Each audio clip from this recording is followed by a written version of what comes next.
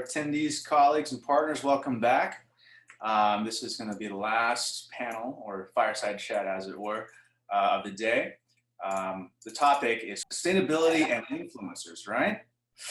I'd like to introduce Albania Rosario. She's the founder and CEO of Fashion Designers of Latin America, back to the stage, a virtual stage rather. Albania, welcome back, good to see you. And then also joining her is Niki Mehra, a fashion influencer and entrepreneur and creator.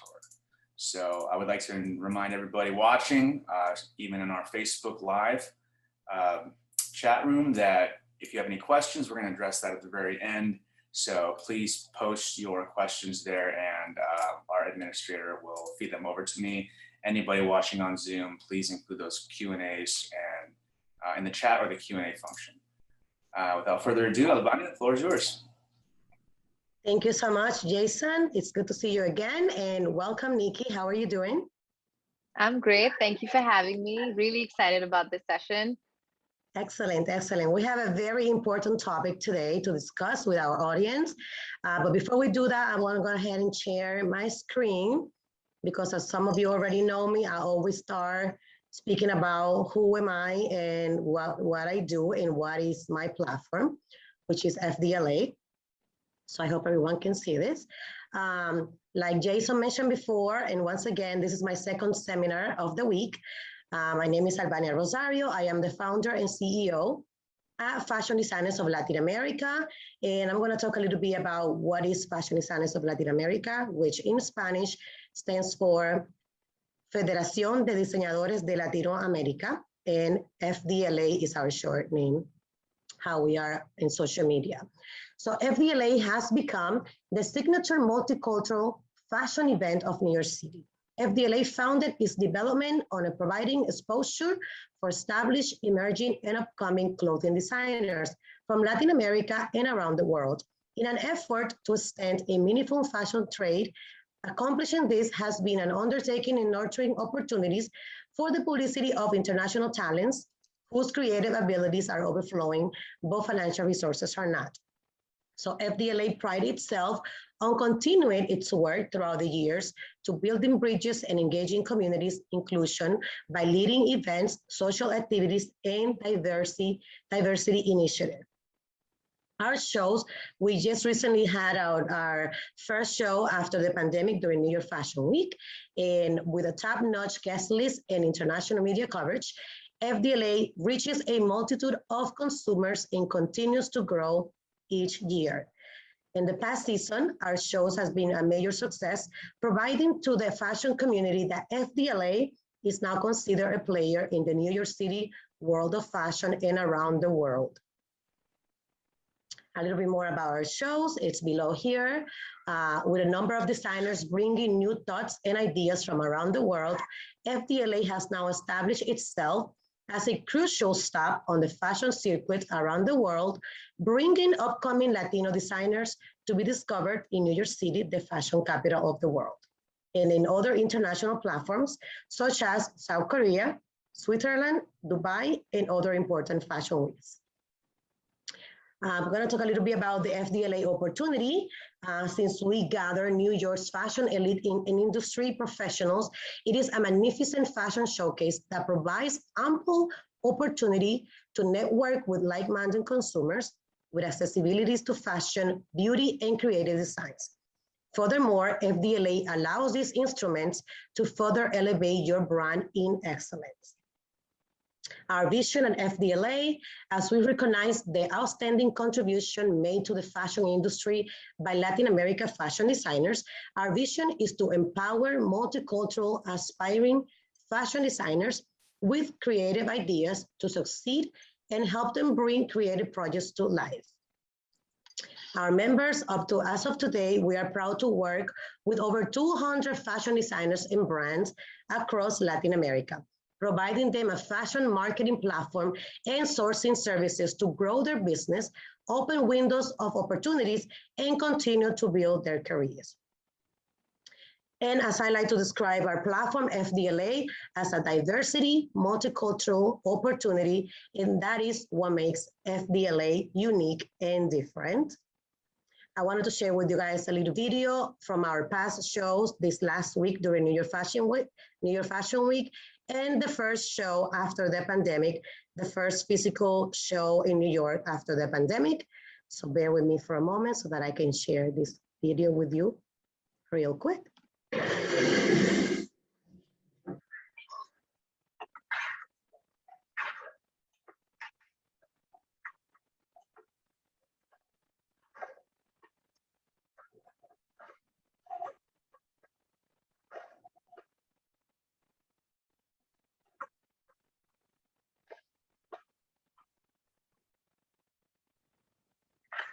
And there you have it. That's a little brief of everything we did last week during the New York Fashion Week Spring Summer 2022 collections. And here I'm sharing in the screen our how you can contact us. You can see our Instagram accounts over here. It's Fashion Designers of Latin America. And also we now have a TikTok, which is FDLA Official. And our address is 251 West 30th Street, New York, New York. You can find us on the 6th floor over there in our offices, and we're here to answer any questions that you might have regarding our FDLA platform. And without further ado, I'm going to introduce today's seminar session speaker. Her name is Niki Mehra. She is a fashion influencer and an entrepreneur and content creator. And I'm going to have her say a few words about who she is and what she does before we get into our topic today about sustainable influencers and how to embrace and advocate for sustainability. So Niki, the floor is yours. Thank you so much, Albania. Hi, everybody. I'm just going to take a quick minute to tell you who I am. So my name is Niki, and I'm an Indian fashion influencer, like Jason and Albania introduced me. Across my social media platforms, I have over 500,000 followers, and I've been doing this for over 6 years now. And I've had the privilege of working with over 500 fashion and beauty brands internationally, Indian and luxury as well. So it's very exciting to be talking about sustainability when you've been in this industry that has been notorious when it comes to sustainability for so long. I've also been quite lucky to have been featured in and on the cover of a couple of magazines, and we also have a couple of Women Achievers and Best Influencer awards with us. So I'm really excited to be doing this today, and thank you so much for having me. Absolutely, Niki, and I'm so excited to have you, and I'm very grateful. I know it's like midnight in India right now, and it's 3 o'clock in New York City. So I wanted to thank you very much for taking the time out today to share this amazing information that we are going to go over with our audience, so that way they can see and learn a little bit about our topic today. So now let me go back and share the screen again so that we can get right into our topic. Let me know if you guys can see this. Hold on. Okay, I think I have to stop here and start again. 1 second. These are just technical, as you know, with the technology. 1 second. I'm going to go ahead and skip all this because we already went over that. And I'm going to start right here. Oops. Okay, there you go. Perfect. Can you see that? Niki, can you see that? Yeah, okay. Yeah, I can.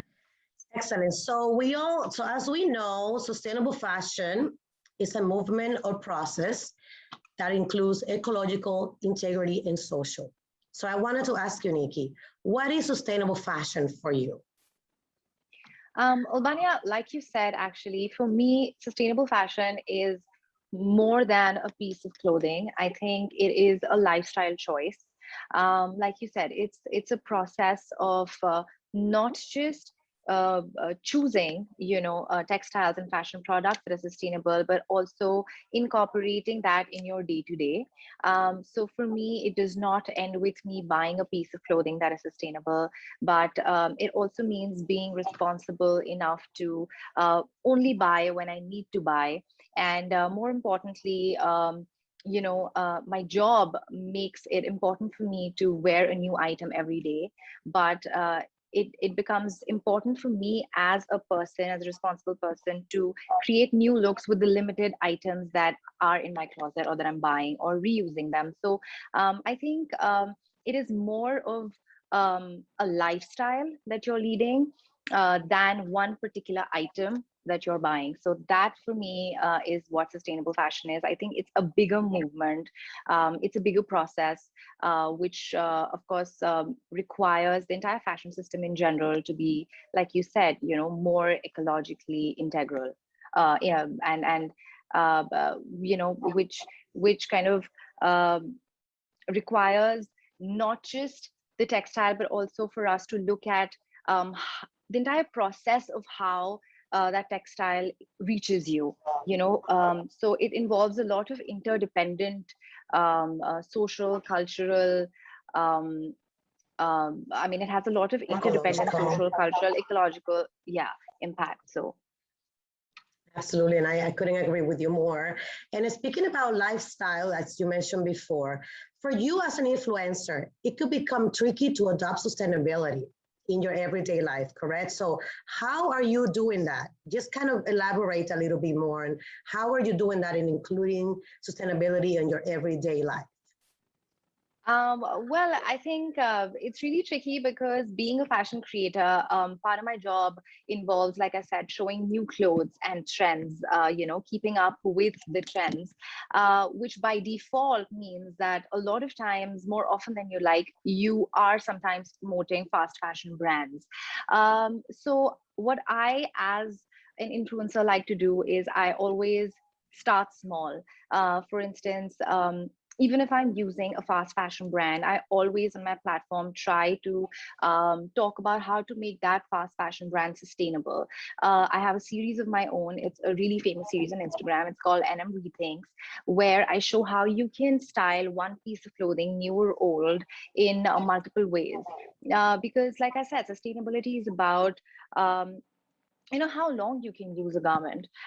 It involves not wasting or not buying when you don't need it. So that is what we focus on, even if I am opting for a fast fashion brand. Having said that, a huge part of my job now is to promote and support homegrown labels, which are slow fashion and they are sustainable. It's a proper movement that has actually started in the Indian blogging industry, and I'm so proud to be a part of it.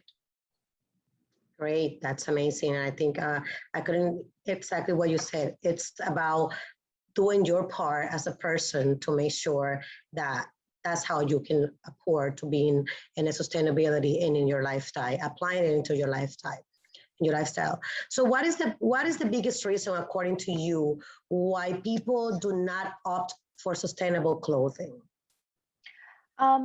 Me and my team have actually done some research on this, and we have taken a lot of reader feedback. And there were a couple of points that kept cropping up again and again. So I'm just going to briefly tell you what, according to us, is the reason why people aren't as open to buying sustainable clothing as, say, a fast fashion Zara piece.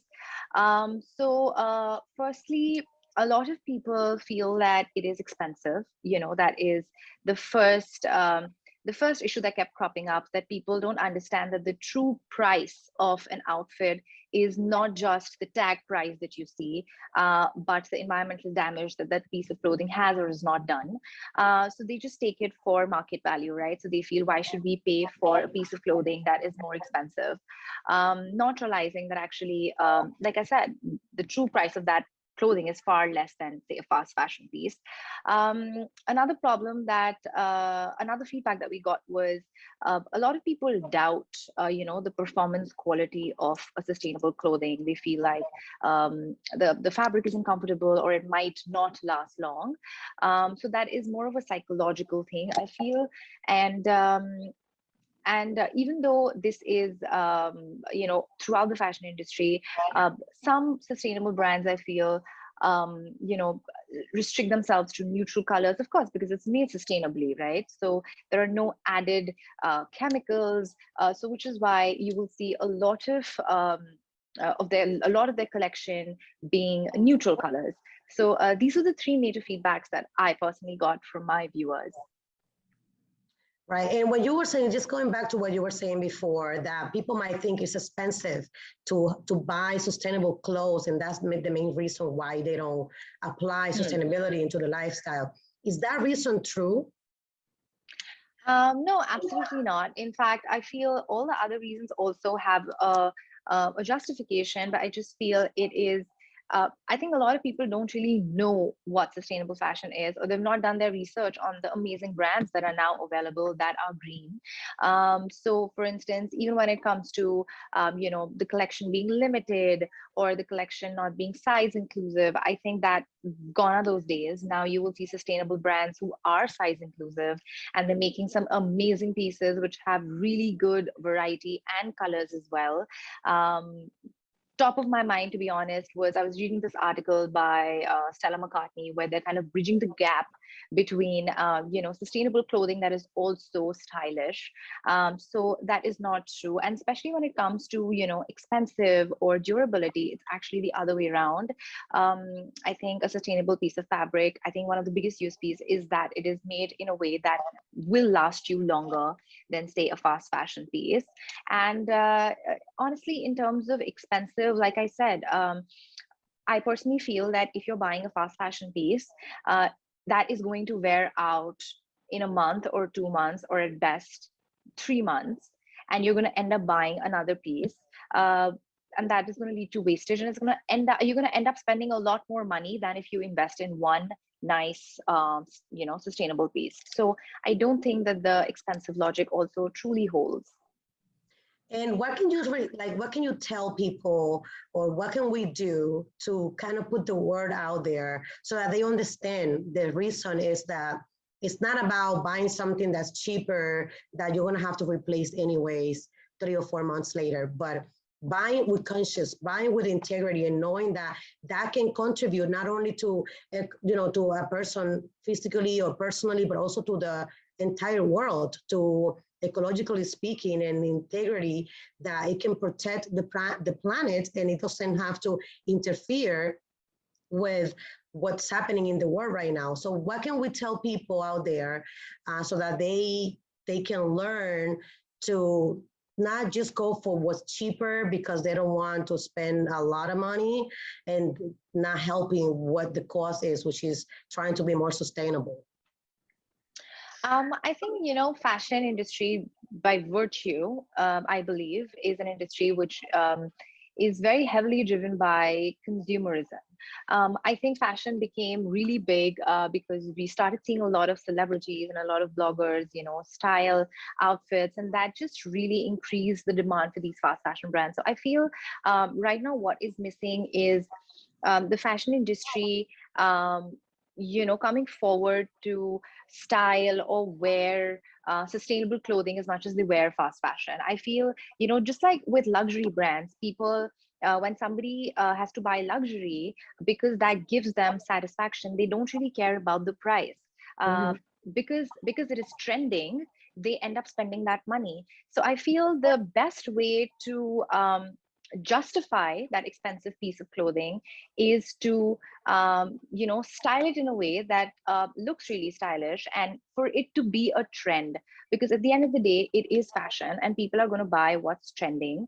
And if you make them believe this is what is in, they actually end up buying irrespective of the price. So I think what is a major gap right now is that we don't see a lot of, it's not a cultural moment right now. Sustainability is yet to be a cultural moment in fashion. I feel we need to see a lot more celebrities and public figures and influencers coming forward and donning sustainable clothing as much as they wear a luxury bag or they wear a fast fashion brand. And I think that will really definitely see a shift because people do follow. Excellent. And what is your comment about reusing a garment and bringing vintage back or keeping Yeah, it around? absolutely. Because for me, vintage has been around, but for some people, it's not. So what is your comment on that? No, I definitely think that vintage and pre-loved is coming back. We've seen personally in India, we've seen so many pre-loved brands come up now, and I think that makes a lot more sense to actually both segments of people. Somebody who already owns, say a really expensive item, can get value for their money by selling it, and somebody who wants to buy an expensive item can get it for a lot cheaper and in a more sustainable way. So I definitely think that if certain criteria are met, the vintage and the pre-loved segment definitely has a lot of potential. And when I say certain criteria, obviously the first one, and I think the only two ones that crop up in my experience of working with pre-loved brands is that A, authenticity of the item, how authentic it is, and B, of course, the condition of the product in general, because it's pre-loved, people need to just make sure that it is still, even if it's pre-loved, it's still in a condition that it can be reused by another person. So yeah, ethical to say that. yeah. So can you recommend 3 of your favorite sustainable fashion brands to our audience? Yes, absolutely. And when I did my research on this, I was so surprised, Albania. I can't tell you, I was so pleasantly surprised because I was myself, and I'm in the industry, and I was of the view that sustainable brands, to an outsider who does not actually know enough about the kind of sustainable brands that are out there now, everyone is so quick to assume that they all are very homogeneous in the way that they look similar, they make the same kind of clothes, but that is so not true now. We have such amazing brands, some of them that I'm sure a lot of you have heard of already, that are amazing. And my top 3 definitely have to be, the first one is this brand called Girlfriend Collective. I'm not sure if you've heard of them, but so they are into activewear. Okay, I mean, that's at least my favorite part. They're size inclusive. Their items are made from recycled bottles and fishing nets. And their garments are created in Vietnamese industries where they make sure that the labor gets fair wages. So like I said, it's not just about the textile, but the entire process, and they've made sure that it is sustainable. And if you see the activewear collection, it is so comfortable and it looks so stylish that I definitely would want to buy from them. The second brand that again I think is famous is Paper London. I really like their swimwear collection. It's it's gotten great reviews as well. And I think for me personally, this is one brand that breaks away from that general stereotype, that, sustainable brands only make neutral clothing. Like, they have such amazing colors, and they're so vibrant and nice that it takes you a second to believe that, wow, all of this is sustainable.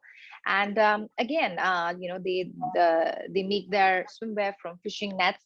That would have taken, and this particular fact blew my mind, that would have taken 600 years to recycle, to decompose. So that was very inspiring.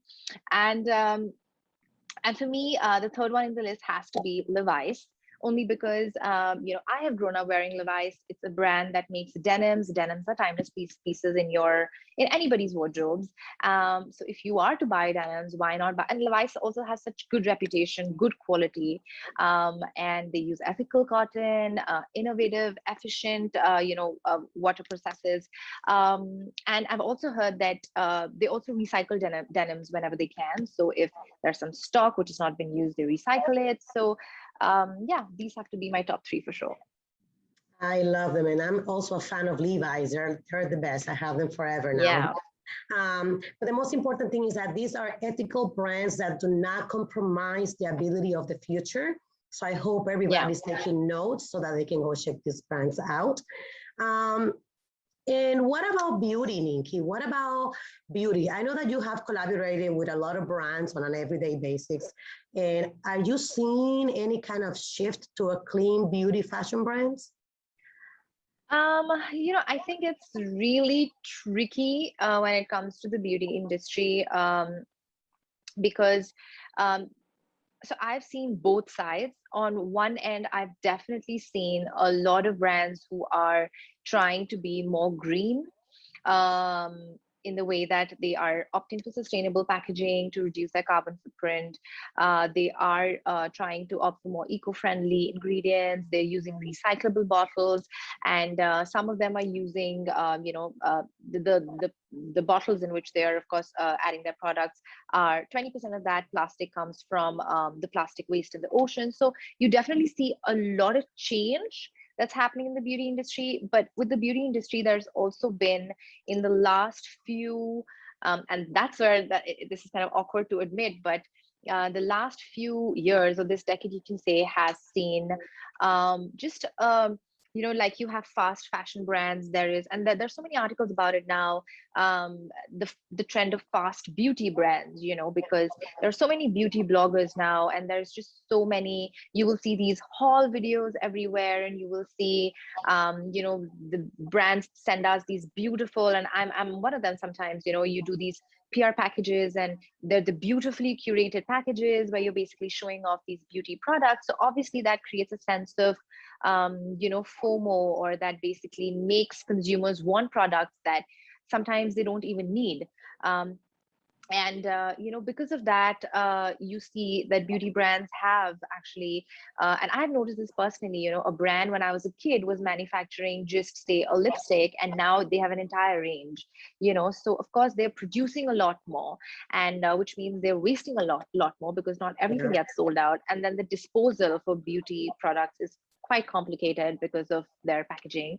And that's on the brand side. And then again, on the consumer side, I think on an average, from skincare to makeup, a woman needs about 12 to 15 products, but you have about 20, 30 in your vanity, only because you see something on social media and you want to buy it.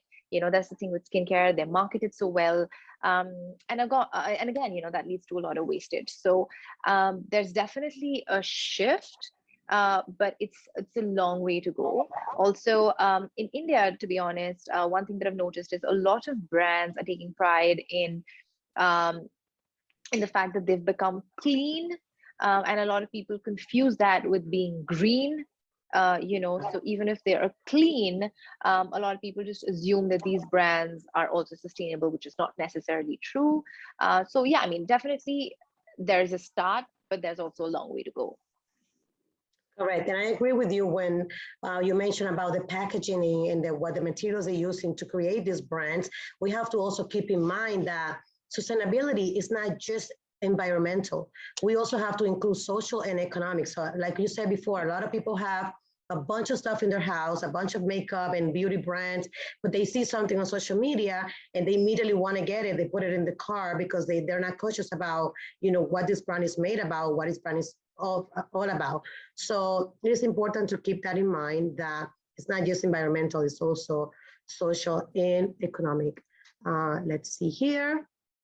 Our next question will be, can you give us some tips on how everyone can embrace sustainability in their fashion choices? I think we kind of already went over that, but if you want to briefly kind of just summarize, how can people embrace sustainability in their daily basics?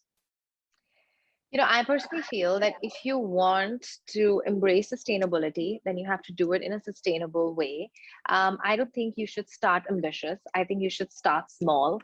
You should start by making small changes, the smallest of changes, like only buying when you need, okay, or trying to shop secondhand, or don't throw if you have, if you don't want to wear an item anymore, try donating.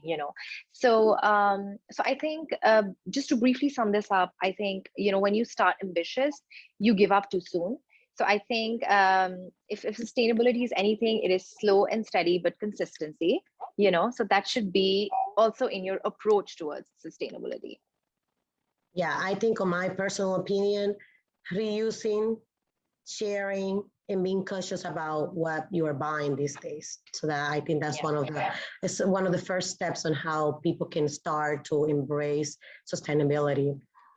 So so I know sustainable fashion is slowly becoming a new trend. I mean, I think it's fast becoming a new trend too, because it's at least here in the States.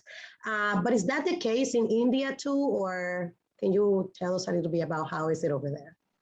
Yeah, definitely. I think Indian brands are embracing sustainability, and it is quite inspiring because I think when after the pandemic has hit, a lot has changed in the mindset of both the brands and the consumers and the influencers. So you are definitely seeing a lot of shift in all of these three verticals. So when it comes to the brands, a lot of new homegrown brands in India are sustainable. They're very mindful of the textiles. They're very mindful of how they're producing the products. Then when it comes to the consumer, there's been a mentality shift, towards minimalism.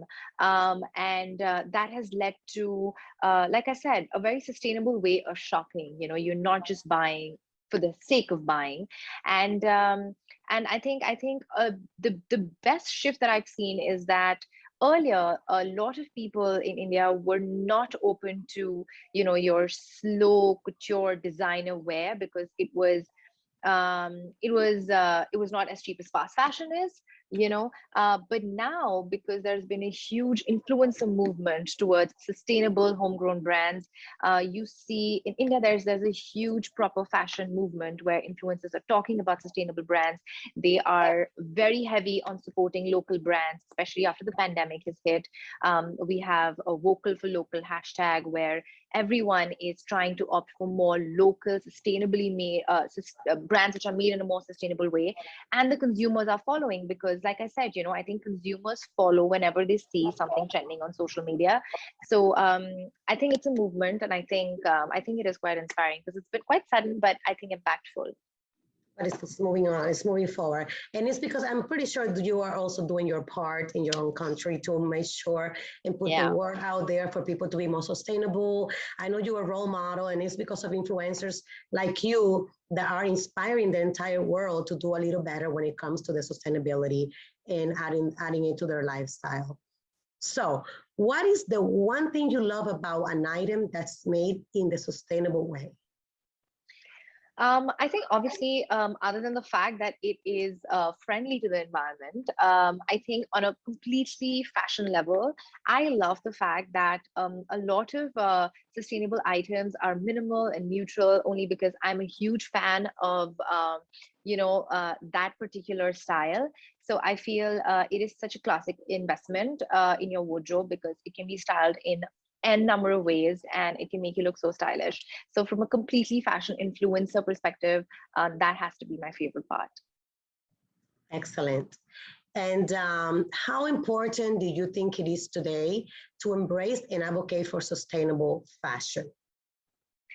I think especially if this whole pandemic has taught us anything, it is that we cannot take our environment for granted anymore, because if we do, it really can screw us over, and we're going to be in our homes in lockdowns. So we really need to, obviously, I mean, it has a huge environmental impact, from your water, power consumption to just the chemicals that are used and everything. I definitely feel sustainable clothing is the future. And other than that, if you just want to focus on yourself also, because, a lot of people feel like, oh, one person cannot change the environment and I just need to focus on myself, kind of, take to their way of life. But I feel even if you're just focusing on yourself, even then you end up saving so much money, because when you buy a sustainable piece of clothing, A, it's not made with chemicals, so it's not going to give you any rash, it's not going to basically harm your skin. B, it is going to last you longer, so you don't have to keep buying clothes that will run out in 2 months, so you actually end up saving money. So even if you're to focus on yourself, I think sustainable fashion is the way forward. The way to go, exactly. So before we move on to our Q&A, I'm not sure if Jason will have some questions for us. I'm going to stop the screen over here before we finish. And I personally want to thank you so much. I know it's very, very, very late in India, but I appreciate you. I know we've met a few times in Fashion Week in New York, and I'm grateful to have you as a friend. I think this was important for people to understand a little bit more about the concept of applying sustainability into their lifestyle, and what a better way that taking it from an influencer like you, who's a role model. And I just want to leave everyone with these 3 words when it comes to sustainability: ecological, integrity, and social. Keep those 3 things in mind so that you guys can make the first step to becoming a sustainable person. And Jason, I'm not sure if you have some questions for us before we wrap it up. A question from Vanessa. She says, can Niki list the brands she spoke about earlier? Sure, we can. We can send that. Absolutely. Type it in the chat so that they can see it. Fantastic. You have the chat function, Niki? Yeah, I do. Do you want me to type the answer out? Yeah, just go ahead, and if you want to list them there on the chat, that'd be great. And then nothing from Facebook. Amazing. So while you're doing that, Niki, I'll just go ahead and wrap up with some announcements. Okay. So that's going to be it for the seminar series today. Thank you again, ladies, both of you very much. But I would like to remind everybody watching that the show does go until 5 p.m. Eastern Standard Time. So I encourage everybody to visit the virtual landing page and check out our show office. I'll go ahead and, one second, post the link there. If you don't have another window open with it, that's the link to go to the landing page, the virtual landing page. Check out our show office. That's where we have the ATS staff to help you with any sourcing needs or connect you with any of our partners or suppliers. It's also a place to network with other attendees of the show, and our speakers will be in and out of that room as well all day long. So I highly recommend going in there and just seeing who you can connect with. Also, our 3 exhibition rooms. The first one is room 3. That's for featuring our China suppliers. Room 2 featuring our suppliers from India, and room 1 suppliers from the United States, Canada, Portugal, Mongolia, Bangladesh, and Brazil. Also, if anyone wants to review this session or any of the other sessions from the 3 days, this is our YouTube channel. So I highly recommend that everybody subscribes. We will be posting those videos in about a week once the show concludes. So just make sure you're subscribed and you'll get notifications of when those are posted. So let's see here. Excellent. Perfect. So I'll give Niki, did you go ahead and post those? Yeah. Perfect. Okay. Well, that's going to do it for us. We'll go ahead and leave that up for a couple more seconds here. But ladies, thank you again very much, and look forward to seeing you next year. Hopefully. Absolutely. Thank you so having much. me. Nikki, have a good night. Thank you, guys. Bye-bye. Thank you. Bye-bye. Go get some sleep, Niki. Thank you. Thank you, guys. Bye. Okay, bye.